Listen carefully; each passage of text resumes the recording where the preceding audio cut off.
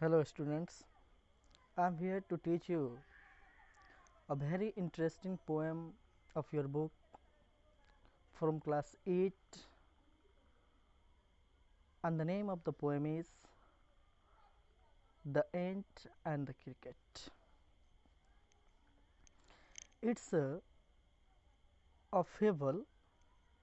Fable means a story often with animal characters that convey some morals. Students, this poem has two main particular characters, an ant and a cricket, and the poem has here shown a very contrasting attitude of these two insects. The ant is supposed to be very hardworking and very determined for coming future, and that is why it store food for winter season and it cannot go out. On the other hand, the cricket is a very lazy insect. It dances, it sings throughout the summer and spring season, and it not actually care about the difficulties of the future. When cricket goes to and for ask shelter and food, it refuses, and then the cricket learns the lesson that it should have plant for the winter season, then it could face the difficulties. The last line of the poem is very interesting. It says some cricket have four legs, some has two. The cricket have four legs, obviously the insects, and the cricket has two are compared with human being. Let's see the line by line explanation of the poem. A silly young cricket, accustomed to sing through the warm sunny months of gay summer and spring, began to complain when he found that at home his cupboard was empty and winter was come. एक झिंगुर था जिसे गाने की लत थी, आदत थी. Accustomed to sing, that means used to sing, यानी गाने की आदत. Through the warm sunny months of gay and summer and spring, पूरे सुनहरे जो मौसम हुआ करते थे, चाहे वो गर्मी के हों चाहे वो स्प्रिंग यानी वसंत के हों, वो पूरे समय गाता रहता था.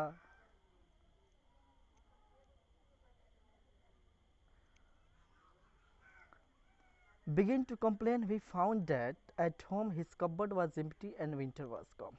उसने शिकायत करना शुरू किया जब उसने देखा कि उसके घर पे उसका कपबोर्ड जो था खाली था और जाड़े का मौसम यानी बैड सिचुएशन जो होता है, वर्स्ट टाइम जो होता है, वो आने वाला था. Not a crumb to be found on the snow cover ground. चारों तरफ जो था वह बर्फ़ की चादर सी बिछी हुई थी, अनाज के कहीं एक दाने नहीं थे. Not a flower could he see, not a leaf on a tree. ना ही कहीं कोई फूल दिखाई दे रहा था, ना ही कहीं कोई पत्ती पेड़ पर दिखाई दे रही थी. Oh what will become says the cricket of me. झिंगुर जो था एरिटेट होकर झुल्लाते हुए बोलता है, अब मेरा क्या होगा. एट लास्ट, और अंत में, by starvation and family made bolt. उसे भूखमरी ने, इस अकाल ने थोड़ा सा हिम्मत दिया, साहस दिया.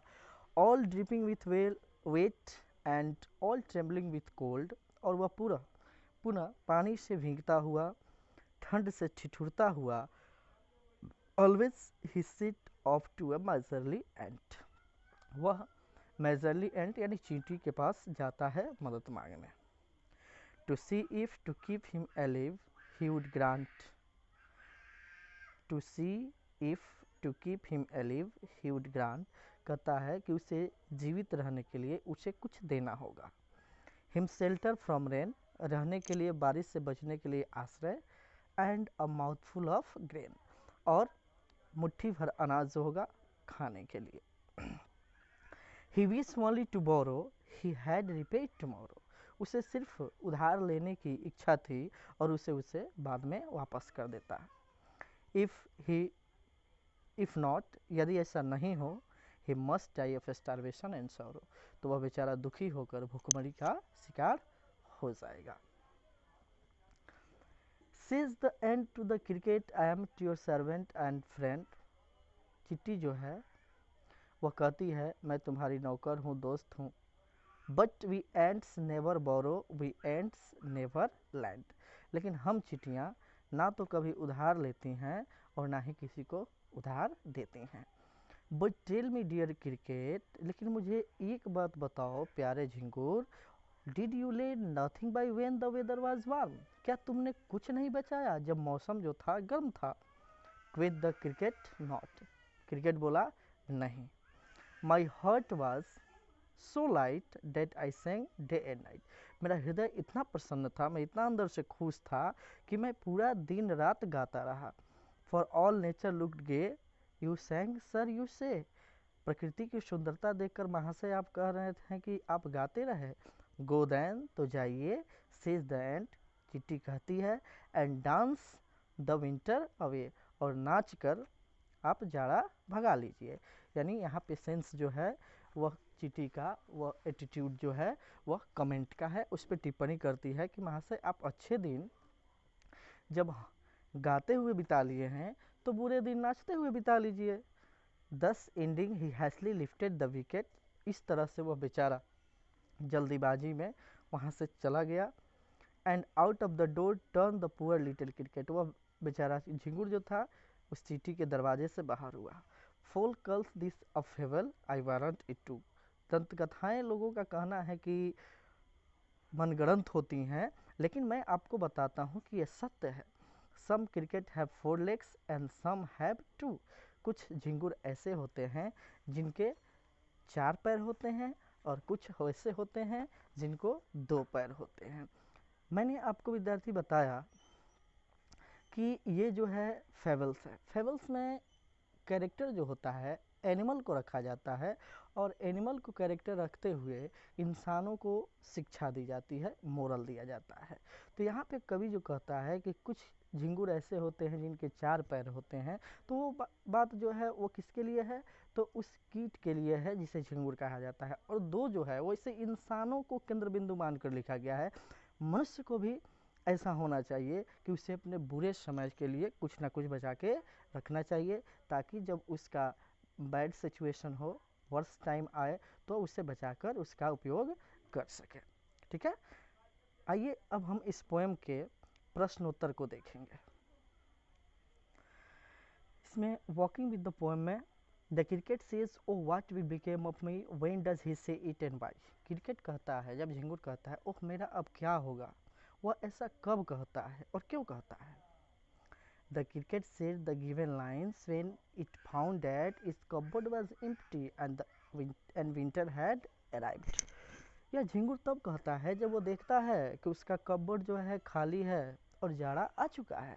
It could not find a single crumb to eat on the snow covered the ground and there were no flowers or leaves on the tree। वो देखता है कि चारों तरफ जो है वह बर्फ जो है वो ढक लिया है, पेड़ों पर पत्तियां नहीं हैं, उसे खाने के लिए कुछ नहीं है। ठीक है, दूसरा पोएम का क्वेश्चन है find the poem the lines that means the same as neither a borrower nor a lender B.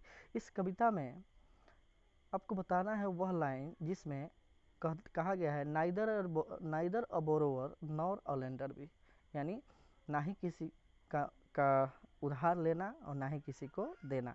तो ये लाइन कविता में वो है neither a borrower nor a lender be, जो ये सजेस्ट करता है क्या, इस लाइन को सजेस्ट करता है कौन सा line, but we ants never borrow we ants never lend. Okay, कहते हैं what is your opinion the ants principle, चींटियों के प्रिंसिपल सिद्धांत के बारे में, यानी प्रिंसिपल यानी सिद्धांत, सिद्धांत के बारे में आपका क्या मानना है। I agree with what the ant says first that one should save something for the future so that he does not need to borrow or lend. कहता है कि चींटियों का जो सिद्धांत है वास्तव में बहुत अच्छा है, क्योंकि इसमें बताया गया है कि हर इंसान को फ्यूचर के लिए कुछ बचा कर रखना चाहिए कि उससे किसी से ना उधार लेना पड़े न देना पड़े।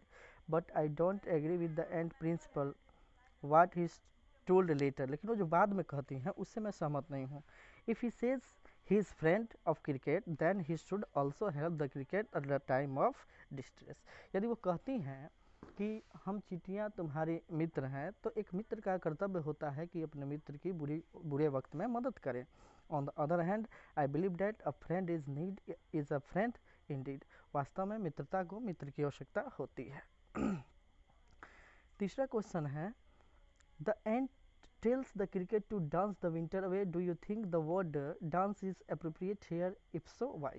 यहाँ पे जो चींटी बोली है कि डांस द विंटर वे, जाओ नाच कर जाड़ा भगा लो, यहाँ पे डांस जो शब्द यूज किया गया है, क्या वो बिल्कुल सटीक है, सही है?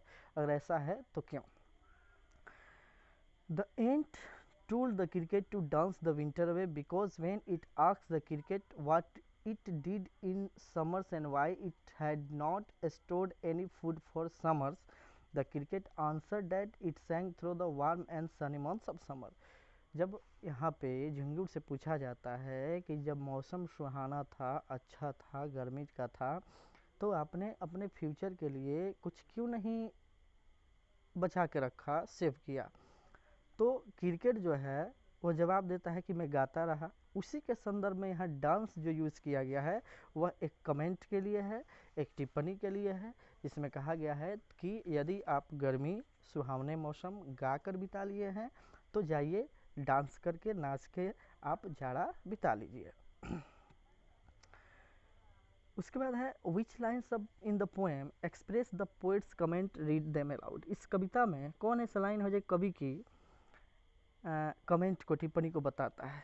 तो वह लाइन है, the line in the poem that expresses the poet's comment are folks call this a fable I want it true.